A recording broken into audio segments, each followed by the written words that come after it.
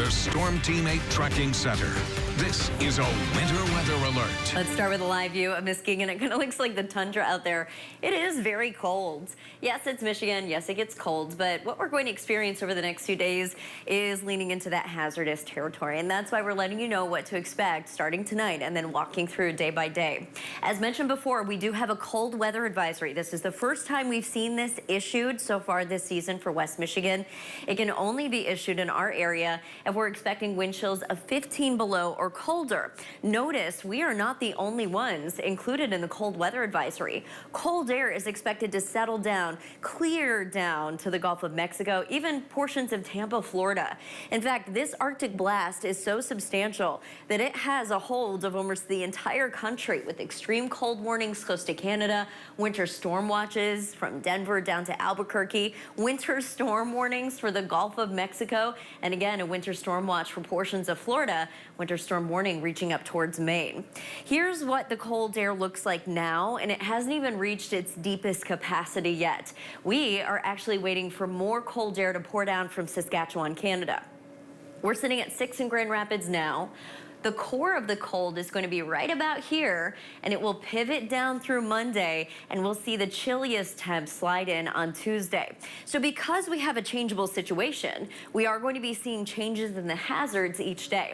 Monday, we expect to start with the heaviest lake effect snow on the west side of 131, with wind chills of about 10 to 15 below all day. Now, in the afternoon on Monday, it does look like the wind really picks up. So even if the morning looks fine, the afternoon is likely going to deteriorate, especially for those of you that live east of 131. Tuesday, as that very cold air settles in, wind chills drop from 10 below to even 20 below throughout the entirety of the day. Lake effect will continue to blow far inland throughout the day. It just won't be as fast of wind. It's still going to carry quite a bit, and you'll have to watch for blowing and drifting because the snowflake size is going to be really tiny. Now, Wednesday is interesting. A wind shift early in the day could mean that we wake to the coldest wind chills. 25 below is possible, especially south of Grand Rapids. We will get a break in the snow, but then we might see more snow roll in late. So 3 different setups, but the roads aren't going to be great. Blake Harms walks us through what to expect. Yeah, it's one of those classic lake effect setups, Ellen, but the even trickier part of this is that with temperatures as cold as they already are and are expected to be, salt will be ineffective. Crews will either have to focus on just plowing the snow off the streets or using a sand compound. Neither are terribly effective at clearing the roadways, and it's one of those instances where we're going to have to wait for temperatures to warm up later this week. So for that reason, as we see those lake effect bands roll through, you may be experiencing some okay travel at times, but certainly some stretches of hazardous conditions expected across most of our area freeways through tomorrow morning, especially ramping up through the day tomorrow. I think tomorrow evening's commute is going to be pretty rough, and that will continue likely into Tuesday morning, at least closer to the lakeshore. As we take a look now over the 196-131 interchange, you can see that pavement is showing, but we still have some icy conditions, especially on the bridges and overpasses and on the shoulders, and roads are in very rough shape closer to the lakeshore over toward Hudsonville, Zeeland along 196,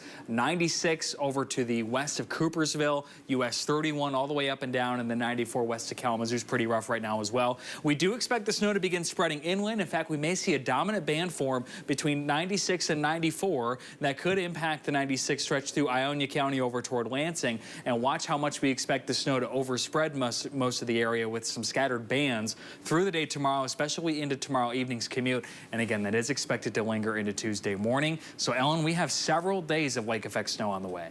We do, and it's going to take a while for the snow to stack up. So you might be looking outside and being like, I don't even have that much on my driveway yet. Remember, as we've been mentioning, this is going to be very fine snow with a very low water content, so it just blows and drifts really easily in the wind.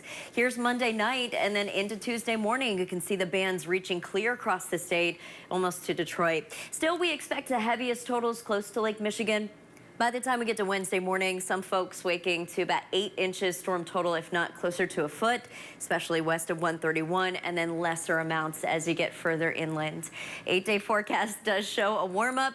My goodness, by the time we get to Saturday, Sunday, highs near 28, it's going to feel downright balmy.